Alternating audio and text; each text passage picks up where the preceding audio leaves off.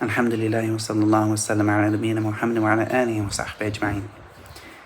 Something I was asked a short while after becoming a Muslim was, what madhab are you going to choose? And this was not a question I was looking for right away, or expecting. And so I went out and I did my madhab shopping and learned about the 4 different imams. And in every single one of them, of course, they have a very, very beautiful story and a very impactful life.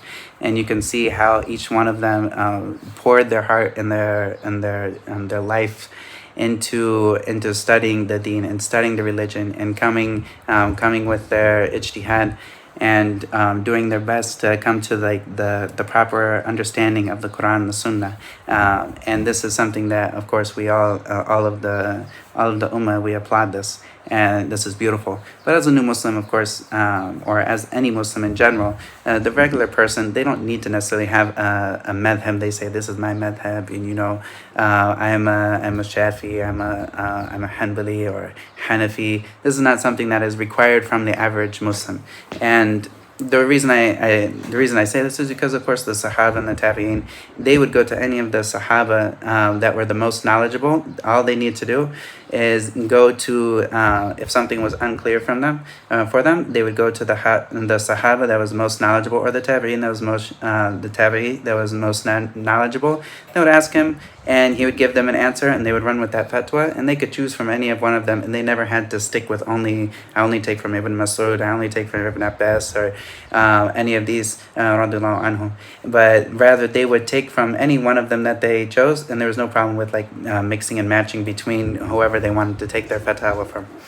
And so when it comes to the general public, the only thing that, as a general Muslim, that someone is required to do is, we ask the people of knowledge if we don't know. So if we don't know, we ask someone of knowledge that's trustworthy in his deen and that's trustworthy in his, that's known as a person of knowledge. And we ask that person, and we take it. And there's no reason to worry about, is this madhab this, or this madhab this, or this. And, this isn't necessarily an important matter.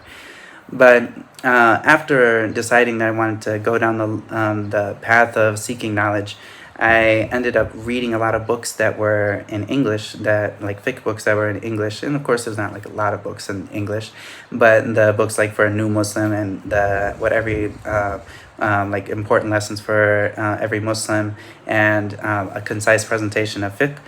These were some of the first books that I read, and all of them were pretty much funded from Saudi Arabia, and so of course they are going to be in the Hanbali Madhab. And then before coming to Egypt to study, I was advised by the sheikh that was actually that had studied in Saudi Arabia, and he was Hanbali. He told me, he said, when you go to Egypt, then my advice to you is get a good Shafi'i sheikh and study under him. This was his advice, and go learn the Shafi'i Madhab, and then after that you can branch out and whatnot. But this was his advice. And so when I came here to Egypt, I ended up doing that. Not right away, of course. I had to get some level of Arabic first, and then after that, I studied the Shafi'i Madhab. I started on that level. And even though I came from a Hanbali, originally all the books I read were Hanbali, I came and picked up the Shafi'i Madhab very easily. And of course, the differences between them are kind of few. In comparison to if I were to take the Hanafi madhab, the differences are much different. And of course, the usul is different between the Hanafi madhab as opposed to the other 3 madhabs, and Malik and Imam Shafi'i, and the madhab of Ahmad ibn Hanbal is also these madhabs are very close when it comes to usul. There's little differences. The Malikis, they take the actions of the people of Medina from a certain time as an evidence, and this is there's some differences between the Shafi and also the Hanbali madhab, and some of the ways that they'll work with the usul. But in general, they all start off with the same book. If you look at al-Warakat, this is what every single one of a student in any one of these 3, they study the al-Warakat. and even like in the higher levels, all of when it comes to usul, we can share the same, pretty much we can share the same books when it comes to usul. And we can all learn from the same thing, and of course there'll be differences that everyone they'll pick from the different levels of or like from the different options. There'll be some that chose this, they think this is the more correct opinion, but they're very close in the same way. But of course the Hanafis, they have a whole different school of thought, and the way that they go through it is very much different than the other three madhabs. And as a student of knowledge, this is something that is very important for a student of knowledge to grab a madhab and start from the bottom and go up. And particularly a madhab that there's people around him that can teach him this madhab. Like he's got shuyukh that can teach him this madhab, as well as that there's books available to learn this madhab. And from small books that are like very concise to bigger books that go up and they build like a bigger picture from it, until he can come to a point where he can actually understand the adillah from looking at he can understand like the rulings from looking at the adillah, the evidences, and coming to these conclusions. Of course, if they come to this point, or at least at the very little, at the very least, he can understand where they're coming from, and this is important. And it's not important for like I said before, it's not important for every single Muslim to choose a madhab. But of course, people that grow up in certain areas where a certain madhab is prominent, they will have this. And me coming from America and being in different communities in America, a lot of the people in America, they're from overseas. So there's people from every single madhab that will pray in the same masjid with each other. And there's kind of like a mix between all of these different madhabs that creates, like there's some people that raise their hands and some people that don't raise their hands. Some people, they will make sure that their feet and shoulders are next to each other, and some people that keep their feet closer into themselves and they don't put them next to people. And of course, like there's these differences, and do they go down on do they raise their hands before and after ruku', or they don't raise their hands? These were things that I would notice as a new Muslim, but I didn't necessarily understand why exactly there was these differences of opinion. These differences of opinion are something that are they're forgivable differences of opinion for the most part, as long as they don't go against something that's clear and can't be like reinterpreted from one way to another. Like this is something that is a forgivable difference of opinion, that everyone has their own way. And you do this way, we're all good, because no one's opposing the Quran and the Sunnah here. And some of the things that people will get up in arms about, they're really very simple matters. Like I saw a person that he moves his finger when he's in the shahud, and there's someone who doesn't move his finger, and then he gets on his case and he starts yelling at him for moving his finger and not moving his finger. Or you have got a guy that breaks someone's finger for moving it. Of course this is ta'assub, and this is something we definitely want to have nothing to do with this. And we see that, of course, even when in this particular issue, it comes down to a hadith, whether somebody says that shadh or they say it's not shadh, and there's a difference of opinion that comes out of this one hadith. So whoever says it's shadh, then they don't move their finger, they keep it like this. And if the person says no, it's not shadh, then they move their finger. And of course, this is a small difference of opinion that nobody should get up in arms about. And inshallah, in the future, maybe I will go into detail about looking at how do you tell the difference between these differences of opinion that are forgivable and the differences of opinion that are not forgivable, and then such as that are actually a serious issue. And of course, there's a general concept that is there's no inkar, and there's no going and getting on somebody's case in areas of differences of opinion. Of course, where the difference of opinion is something that is understandable. And so this is something, when you see somebody doing something that's different than you, or you heard from your sheikh to get on their case about this, this is not appropriate for a Muslim to get on somebody's opinion when he's following a sheikh that is reliable to him, and that is knowledgeable, and you're following a sheikh that's knowledgeable. You guys are both followers, And even if you do have your evidence that you think that is the strongest evidence, and he has his evidence that he thinks is the stronger evidence, then you're both holding on to something. and this is I've seen like some issues come out with some of the brothers. They get really very zealous about the view that they heard from their sheikh, which is probably the right view, okay, but they will get on other people's case and that hold a different view, and they're following a valid school of thought, whether it's a madhab, whether they're following a valid like ijtihad from a sheikh. And of course, this is something that no one should break apart the ummah because of these differences. And one thing that I've seen also with like the Salafi movement is sometimes people will say, we don't take a madhab, we just take the Quran, the Sunnah as it is.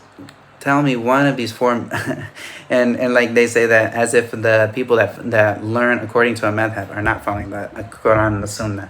Like every single one of these madhabs, they're looking at the Quran and the Sunnah, and they're trying to understand the Quran and the Sunnah, and in the best manners. And none of them are denying that the Quran and the Sunnah is the legislation or the source of all of the legislation that we get. This is not something that any of the scholars have any differences of opinion about. The question is sometimes this could be interpreted in multiple different ways, and some people interpret it this way, and some people interpret it this way. And so learning according to a single school of thought will give someone a coherent way of thinking. And there's some things that you can take from, like there's nothing that tells you have to take from a certain madhab. You can't take from outside of that madhab, because of course the Sahaba and the Tabi'een, they would go to whoever's the most knowledgeable person, and they would take the fatwa from them, and they would go with that, and they didn't choose only that this person only takes from one Sahabi and the other Sahabi, and that they can't take from each other. And so like as a person, like we can even as like me, I've studied the Shafi'i Madhab, and I would consider myself a Shafi'i because this is what I study. But at the same time, I will take fatwa from someone who's not Shafi'i, and and I'll follow this for my personal like the way that I work in my life. And then if I come to a point where eventually, if I come to like a higher level of understanding, and then I see that this opinion that I was originally following is actually very weak. And when I come to that, then I no longer can follow him, And there's a certain point when a student is studying, they can they can get like fatwa, and they can follow it from it, and they just take it because they're not required to do the ijtihad.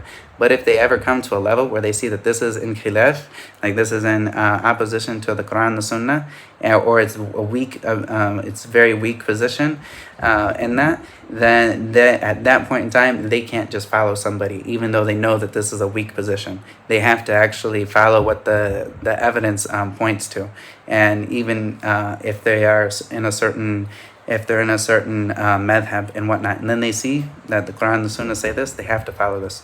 And of course, the one of the beautiful things about the Shafi'i madhab and about Imam Shafi'i is that he has his statement that he says is, if my view ever goes against a solid hadith, then take my view and throw it away, and take the hadith, and that's my madhab. And so of course his reliance on the Sunnah, and always coming back to the Quran and the Sunnah, if anything that he says goes against that, then he always will put the Quran and the Sunnah first and foremost. This is something that's very beautiful to take as and he also talks about that it's not permissible, and he doesn't know anyone from Ahl al-Ilm, like from the ulama or the scholars that would deny that when the Quran and the Sunnah comes to them, that they have to take that above anyone else's word. And he says he doesn't know anybody that disagrees in this position. Of course, and he has gone and studied with, like, of course, Imam Malik, and with also the students of Abu Hanifa. And so, of course, this is something that everybody agrees upon.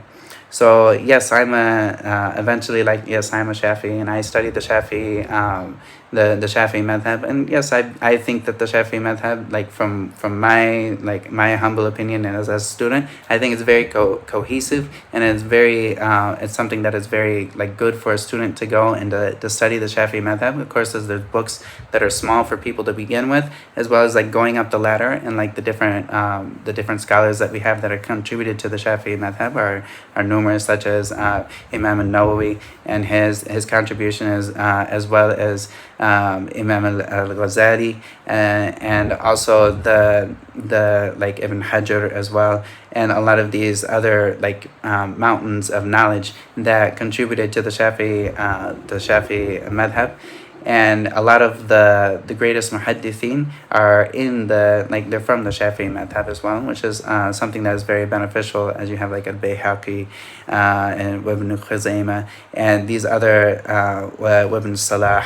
There's just so many of these like very high names when it comes to hadith that are also, they were a Shafi'i, and when it comes to their madhab. And there's no problem with somebody calling themselves a Shafi'i or a Hanbali and whatnot. And this is actually beneficial for a student of knowledge, because I don't know how many times I've went to a certain sheikh and I wanted to learn from him, and I don't know exactly like what his madhab is, and if he doesn't have a madhab that he's going off, he's got his own way going. Okay, I understand all of his things are coming from him. He's going to be telling from his ijtihad and from like the way that he views it, and that's one thing. But sometimes there's been this like pull away from, especially within the Salafis, a pull away from attributing themselves to a madhab. And as a student of knowledge, this can sometimes be hard, because you don't know where this person is coming from. If I know this person is a Hanbali, and I know that when he's going to be telling me something in regards to fiqh, I know that if I'm going to be studying fiqh with him, I'm going to be getting a lot of like the things from the Hanbali views, and that this is what he has actually done his research in this madhab, as opposed to somebody who is a Shafi'i. Like if he comes from a Shafi'i basis, even if he reached a level of ijtihad for himself in many different matters and whatnot, even if it's not necessarily mutlaq, but it's like in many different matters, then I know that this person is well grounded in the Shafi'i madhab, and so that if he talks about something that Imam Shafi'i says, I can trust him, more than somebody that if he's talking about another madhab. And of course, if anybody wants to say that, like, for someone to be absolutely like grounded in every single all of the four madhabs and all of the different like differences of opinion that happen within these four different madhabs, there's nobody that can actually be grounded in that, just because of the amount of differences that are in them. Maybe I won't say nobody, but like this day and age, it's very rare that you'll have somebody that can actually tell you all the different views in every single different madhab. This is very, very, very rare. And so like knowing where somebody comes from, and so this is a Hanbali scholar, okay, then I know that when he gives me things from the Hanbali madhab, this is going to be, he's going to be strong in this area. But and also I know if he gives me or he says a certain ruling, I know where he's coming from and that. As opposed to someone who is ambiguous about where they're coming from. This is something that can be hard for a student of knowledge, because he's just taking this sheikh's view and he doesn't know where it lines up with the rest of the world. And this is something I hope that people understand, that this is a difference of opinion. Of course, madhabs, they're out there, and there's a reason that these four madhabs actually have lasted they've actually lasted the test of time. And of course, there's many other madhabs that were available, and the madhabs themselves are just a means to getting closer to the truth of understanding the Quran and the Sunnah. There was a time when people, and to go into one last thing before I close it up here, there was a time when people started to mix and match between the madhabs, and this can possibly turn into something that is a very bad scenario. And when I say a very bad scenario, is some things that if you mix and match between madhabs, they end up like ruining the Sharia altogether. So for instance, when it comes to say tayammum, if somebody in the Shafi'i madhab, if somebody can't find any like dirt of a certain, like they have to have dirt that has dust in it, and if they can't find this dirt that has dust in it to make tayammum with, then they don't make tayammum. They can't just like take another view. They can't necessarily just like slap any part of the ground or whatever, or slap a rock and then wipe. They need to have dirt with dust in it to make their tayammum with. And so if they can't find this, then they pray without anything. Like they pray without tayammum or without wudu. If this is the case where they can't find any one of these, and they pray, and because the time for prayer is there, and they have to pray. And then you have the Maliki view, which doesn't view the dirt with dust opinion, but rather this person can use it with something that doesn't have dust in it. And also he also views that if this person doesn't have tayammum, or that doesn't have tayammum, and he also doesn't have no wudu and no tayammum, then he doesn't have to pray. And so if someone was to mix the Shafi'i with the Shafi'i Madhab with the Maliki Madhab, they would just throw away the prayer altogether. Like, yes, if you were a Maliki and you didn't find dirt, if they were to say, I'm a Shafi'i, so I have to make sure that there's dust in my dirt. But then I'm going to take with the Maliki opinion and say that there's no that there's no, since I can't find dust with my dirt, that I don't have to pray either. So I'm going to take the Maliki opinion here, and I'm going to take the Shafi'i opinion here. So there's some issues like this where people, if they pick and choose between them, they can come into something that no scholar would ever say in any madhab would ever agree with this, or outside of a madhab that would ever agree with this scenario where someone leaves the prayer because they don't find dirt in their they don't find dust in their dirt. This is ridiculous. And also some other opinions, such as the Maliki opinion, is that the person with the khuf, that there's no time limit on the khuf. But at the same time, the person in the Maliki opinion, there's no wiping over the khuf, except that this guy is on a journey. So like if you were to mix and match this with like the Shafi'i opinion that this person can do it while they are this person can wipe on their khuf while they're like at home, and they're not a traveler, that they can wipe and there's no period on it, then this is something that no scholar would ever say in any madhab, that somebody can sit at home and wipe on their khuf without this. Like the mixing and matching, it becomes very, very dangerous. And something that Ibn Abdul Barr, he talks about, and he gives ijma' on the issue, is that tatabbu' rukhus al-haram bil-ijma', like that for somebody to go through and look for the easy ways from the different aqwal, and like the different views of the scholars, to go and look for the easiest one in every matter, to just pick the easiest one of this is haram bil ijma'. And so of course this is something that actually leads to a sickness in the heart. If somebody goes and they're just trying to find the easiest thing and the most easy, they're just trying to find a scholar that agrees with what they want to be halal, this is something that's very, very dangerous. Of course, the person that does this, they're going to be falling into haram left and right. And ultimately, haram is haram and halal is halal. And if the scholar got it right, then he is rewarded twice. And if he got it wrong, then he's forgiven and he's rewarded once for his ijtihad. But as far as you guys like going and looking at and picking up what the scholars left us, and and just trying to pick and choose whatever's the easiest thing, you'll be falling into haram. And haram that is haram, it's made haram for a reason. Like this is something that's bad for us, and for someone such as like music is haram. Like the musical instruments is haram, and the only like people look and they find one view of one sheikh, Ibn Hazm, that tries to that says that it's halal. If you were to go into this person's madhab and you were to look at what are his conditions for it and whatnot, and also if you were to look at the rest of the things that he views in his madhab is not something that is necessarily the most highly viewed madhab. And yes, he contributed many great things to Islam, and like there's many great things in his madhab, but in this was a mistake of his, and he went against the jumhur, like the majority of the scholars. He went against this and his view with some of these things. And for someone to pick and choose this thing that is shad and that's strange, and that is obviously a mistake of his that he made, for someone to take and choose this and run with it just to make whatever they want halal, then this is a serious thing, and it actually shows that there's a sickness in the heart of this person, of this individual.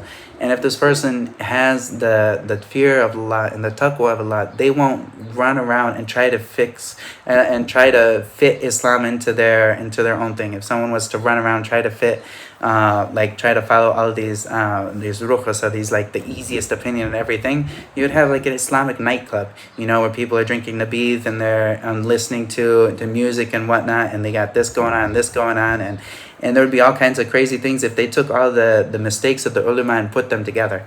And of course, like staying with the Jama'ah is what we're called to do, and to stick with, like, so when you see most of the scholars are on one opinion and you see somebody goes off into another opinion, stick with the majority of the scholars in this opinion. Don't go off with the one scholar that went off on one side, especially if this one scholar, like what he did, most everybody's going to say this is something that that is incorrect. And as a follower of somebody that isn't, like, if you are not knowledgeable in Arabic and you're not knowledgeable in tafsir, and you haven't read all of the hadith that are out there when it comes to ahkam and whatnot, and you haven't done your work to be to be someone who can actually do ijtihad, even if it's in some way or form, like this is not something you should be falling into the mistakes of the scholars. You should keep with the Jama'ah and keep with what most of the scholars say.